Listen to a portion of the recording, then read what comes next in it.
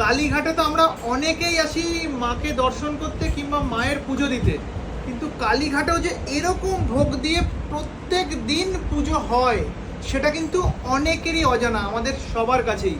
তো মূলত আজকে রিয়ার বার্থডের জন্যই আমরা কালীঘাট মা কালীর দর্শন করতে এসেছি, এবং কিন্তু আমরা এরকম ভোগ খাবারও কিন্তু আমাদের সৌভাগ্য হয়েছে এই দাদার সৌজন্যেই। এই দাদার ডাকেই কিন্তু মূলত আমরা কালীঘাট কালী মন্দিরে এসেছি। এই দেখুন মা কালীকে কত রকমের ভোগ দেওয়া হয়, একবার শুধু আপনাদেরকে দেখাবো পরে পরে। এটা রয়েছে বাসুদেবের ভোগ, তাই তো দাদা? একদম। এইটা রয়েছে বাসুদেবের ভোগ, দেখুন কি সুন্দর করে সাজানো রয়েছে। এখানে অন্ন রয়েছে, এখানে পোলাও রয়েছে, এখানে পায়েস রয়েছে। এটা দাদা বরবটি দিয়ে একটা শুক্তো, তাই তো? শুক্তো রয়েছে, আলু পটলের তরকারি রয়েছে। এটা কি রয়েছে? এটা খিচুড়ি, ডাল।